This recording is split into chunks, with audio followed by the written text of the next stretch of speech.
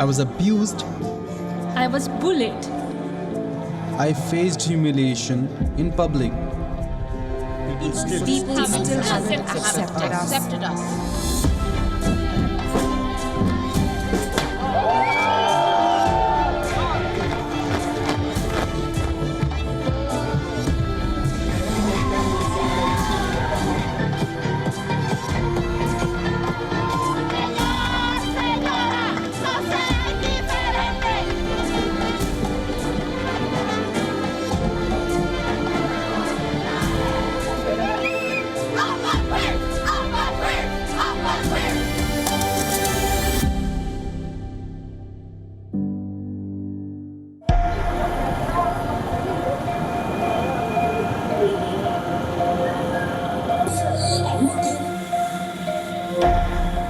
Beaten terribly. It was a dark room. I found some other people. They tied my testicles. They tied them on the roof, and then I was left balancing, like on my testicles, hanging on my testicles. This is Ahmed, a 29-year-old who fled his native Uganda after he was tortured by members of the security forces back home. The reason? His sexuality. Being gay or queer in many nations of the African continent is illegal. But in Rwanda, it is not. This is where the Ugandan refugee awaits his fate now.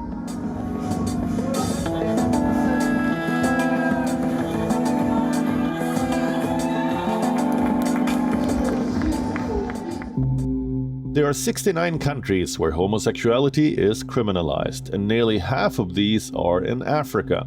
The International Lesbian, Gay, Bisexual, Trans and Intersex Association stated that the death penalty is given to those involved in same-sex sexual acts in Brunei, Iran, Mauritania, Saudi Arabia, Yemen, and in the northern states of Nigeria.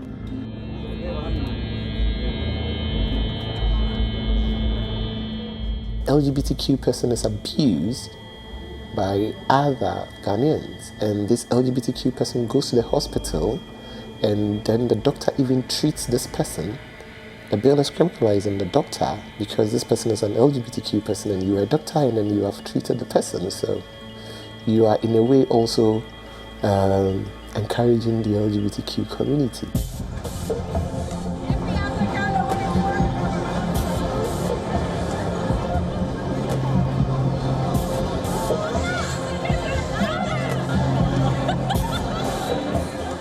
قابلت أمي منذ يومين. Only our friends, who are also homosexuals, knew. When we fled to Turkey, none of our family members knew about this case. Until we arrived in Germany, we decided to reveal our secret here. So when they know about yourself, they definitely know that you have been involved in certain acts and you identify yourself as a certain person. In this case. So they will either throw you out from a tall building, that's their law. And now, in 1996, there were not a lot of tall buildings in Kabul, but now there are a lot of taller buildings. They'll just throw you out. If you became alive, that's you. Or they will throw a wall on you, that's their law. Or they will just shoot you, the easiest one.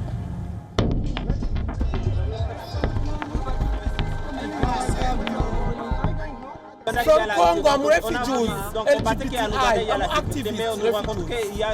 I come here because my country is, I'm suffering there. I'm from Congo, I'm a refugee. I'm a refugee for 2011. I'm died from Uganda.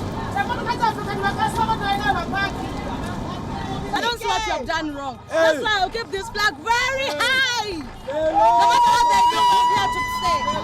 Yeah. Right at 16 and still running.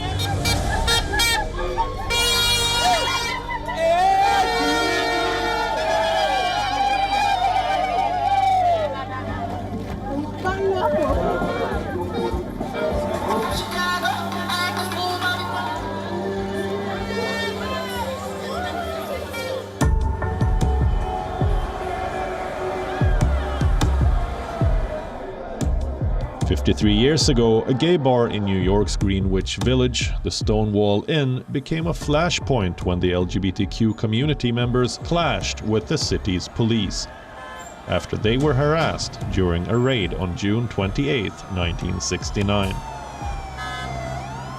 Before and during the 1960s, there were several laws that prohibited public sexuality in the United States.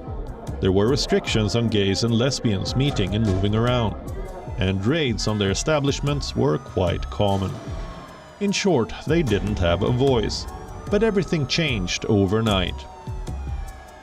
The harassed gay customers at the Stonewall Inn took a stand, and a riot broke out.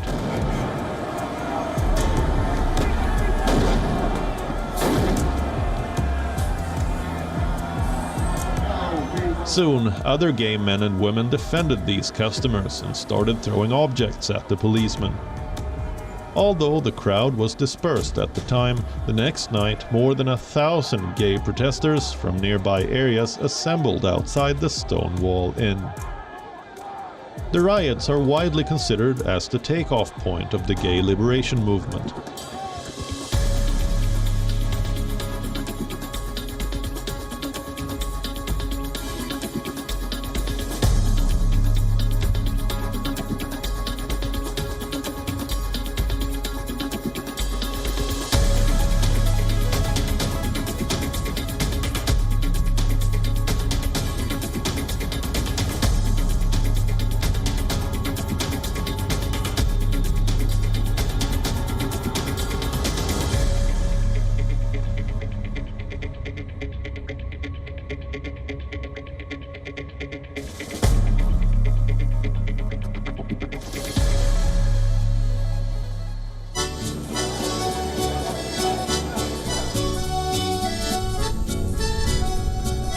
Every year, the month of June is celebrated with colorful parades to remember this watershed moment.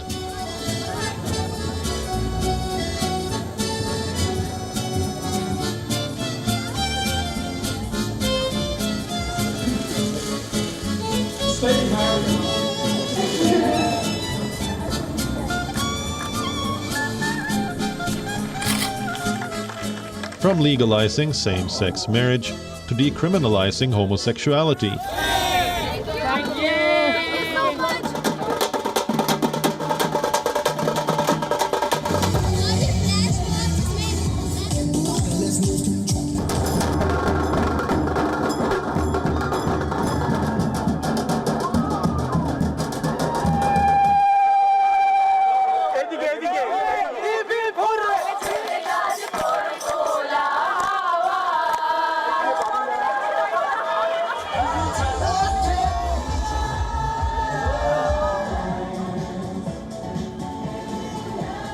The movement has grown towards achieving a commonly stated goal of social equality for LGBTQI+ people. But there is still denial of full rights for them. Let's take a look at the global divide on acceptance of homosexuality.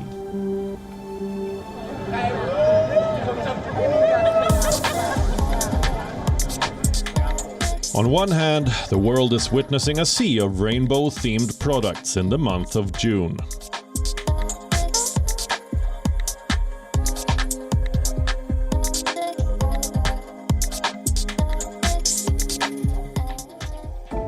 On the other hand, there is China, where its strict censorship makes sure that you do not get to see these colorful products. Beijing is leaving no stone unturned in banning anything that gives a platform to the LGBTQI+ community.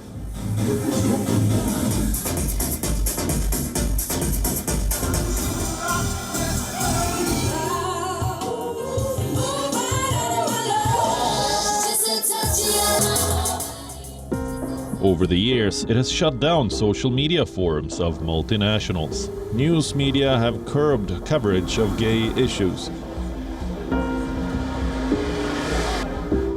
In 2018, China's Twitter-like Weibo platform banned gay content, triggering a huge backlash that prompted the company to reverse its decision.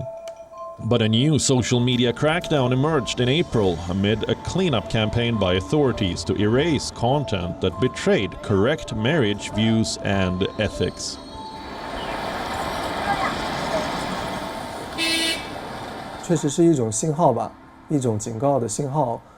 It's a signal, a warning signal, or we can say it's kind of like an unfriendly shrinking space or a way to control the voice of LGBTQs.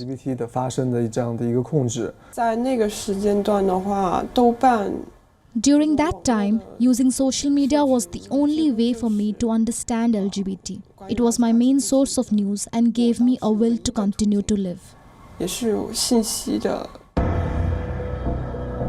Here is another example. Shanghai Pride, China's longest-running and only major annual celebration of sexual minorities that started in 2009, abruptly announced its effective shutdown in 2020. A sign of the authorities' increasing clampdown on civil society and LGBTQ rights in the country.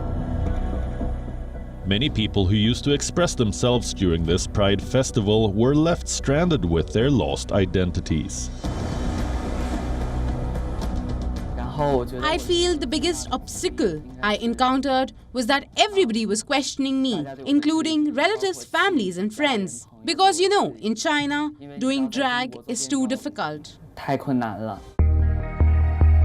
And there is this. This year, Hollywood studio Warner Brothers agreed to China's demands to remove all LGBTQ references from Fantastic Beasts: The Secrets of Dumbledore to secure its release there. This is not the first time China has censored LGBT content. Earlier this year, in the popular TV series Friends, scenes and dialogues that refer to the sexuality of Ross's ex-wife Carol, who is a lesbian, were edited out. Interestingly, the show debuted on Chinese streaming platforms Sohu Video and Iqiyyi in 2012 without any censorship. In 2019, too, when the film Bohemian Rhapsody was released in China, more than 2 minutes of LGBTQ content were removed from the film. These incidents are a result of Xi Jinping's Communist Party tightening its control of media and entertainment. In 2016, China issued new guidelines saying television shows shouldn't include storylines involving gay relationships. Although China decriminalized homosexuality in 1997, LGBT discrimination is rife in the country, and conveniently, Hollywood seems content to look the other way because of the massive China box office.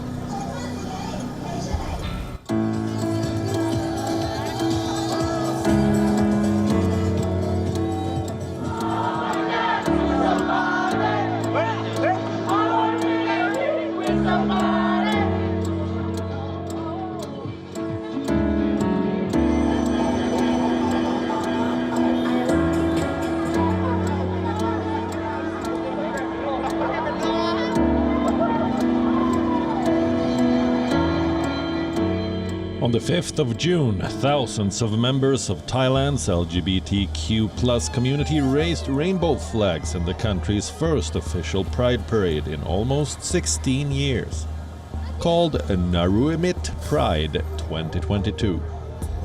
Naruimit means creation in Thai.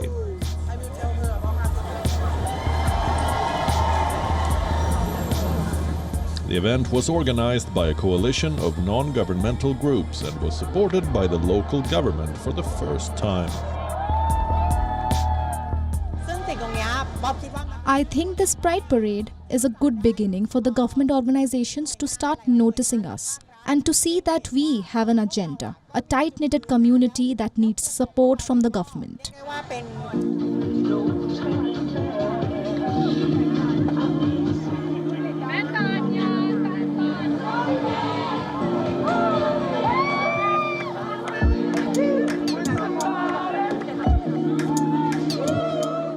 Right now we're going through a time of darkness, and there's so much beauty and color, and people are expressive and free and liberated. And I think for the people of Bangkok and for people globally, this is exactly what we need. We're setting a precedent for our future and for our children. We're making sure it's one of love, kindness, and compassion. It was in 2015. Thailand took its first big step towards empowering the LGBTQI+ community. It enacted comprehensive anti-discrimination law covering sexual orientation and gender. Same-sex sexual activity is legal in Thailand, but same-sex couples and households headed by same-sex couples are not eligible for the same legal protections available to opposite-sex couples. However, the Civil Partnership Bill approved by the Cabinet in 2020 would recognize same-sex unions with almost the same legal rights as married couples. 2 bills on LGBTQ+ couples, including one on civil partnerships, are waiting to go to Parliament. Interestingly, the government of Thailand has launched a global project to encourage LGBTQI+ tourists. Under the campaign Go Thai, Be Free, Thailand aims to attract tourists from around the world and raise its international profile as a LGBTQI+ friendly country.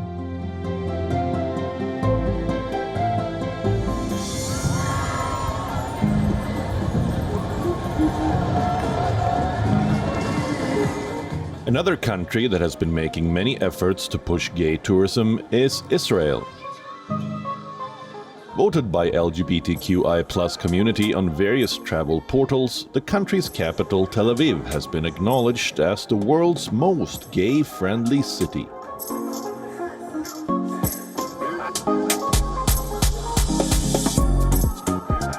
On the 2nd of June, thousands marched through the streets of Jerusalem for the annual Gay Pride Parade. This march has long been a focus of tension between the country's predominantly secular majority and its more conservative, ultra-Orthodox Jewish minority.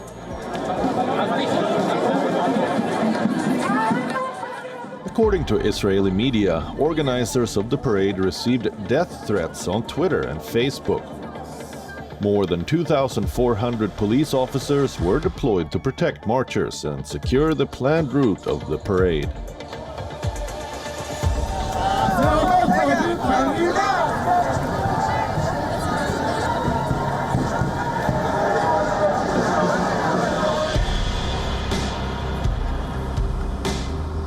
In 2015, an ultra-Orthodox Jewish man stabbed Shira Banki, a 16-year-old girl, to death and injured 5 others at the Jerusalem parade. Religious reservations were also seen in Cuba. In 2018, when the first draft of a new Cuban constitution sought to open the route to gay marriage, it lashed out at a symptom of ideological colonialism.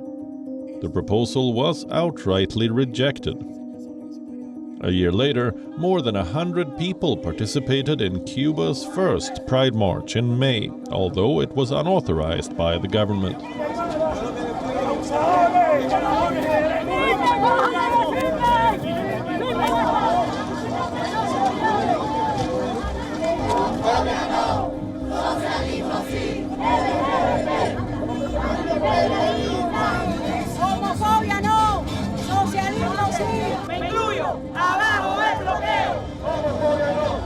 Authorities and activists tried to incorporate the issue into the constitution, approved in 2019, but the strong rejection it generated in the evangelical churches and other social sectors caused its discussion to be postponed.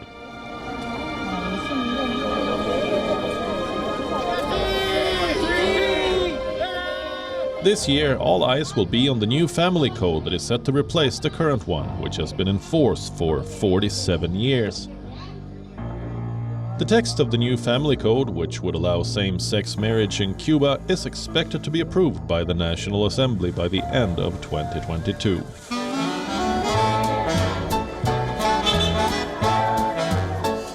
A 40-year-old Cuban hairdresser gives us a glimpse of how it will be to marry on the island country.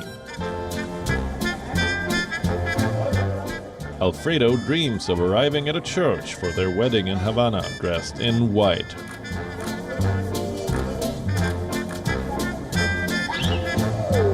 Riding on an old red convertible. Collectively known as Las Hermanas Algo, Alfredo and collaborator Yasmani Colina have recreated the scene in an original project on the internet as Cuba discusses same-sex marriage.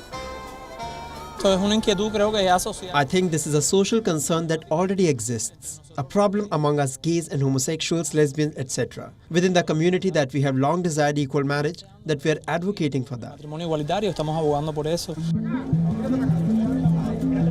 For more than a decade, the National Center for Sex Education has been promoting the struggle for LGBTQI+ rights. Under the leadership of Congresswoman Mariela Castro, daughter of former President Raúl Castro. Can Cuba turn the page of history this year? Even in the United States, despite the remarkable progress made since the Stonewall Uprising, a recent court judgment created a storm.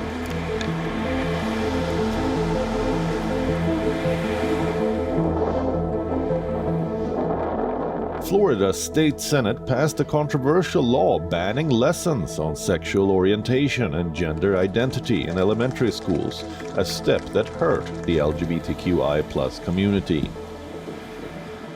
Is an First Rights Amendment imposition. It really is telling people what not to say when this country is all about freedom of expression, and it's going to damage people because they're not going to be able to understand what needs to be understood. Being able to express yourself, especially as a child, to your parents is the foundation of a relationship, and then them feeling like they can't talk to anybody, especially not at school with their friends, it would just cause to depression and possibly suicide. How can anyone forget the 2016 Orlando nightclub shooting? On June 12, 2016, a 29-year-old Omar Mateen pledged allegiance to the Islamic State before killing 49 people at a gay nightclub. The attack left more than 50 people wounded.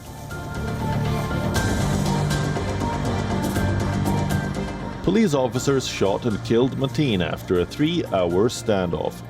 The incident came after the Supreme Court made same-sex marriage legal in all 50 states of the United States. But with the Florida Don't Say Gay bill that limits LGBTQI+ discussions in school, is the gay rights movement getting lost?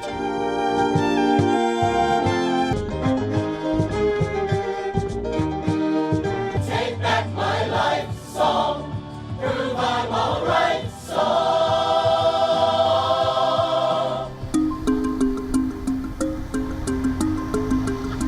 Various studies show that global acceptance of the LGBTQI+ community is on the rise, but the stigma around homosexual relationships persists in many sections of society across countries and cultures. Support for gay rights is still divided by country, region, and economic development, despite the substantial changes in laws and norms surrounding the issue. What will it take for everyone in every country to accept the community? For how long do LGBTQI+ people have to battle bias in their everyday routine?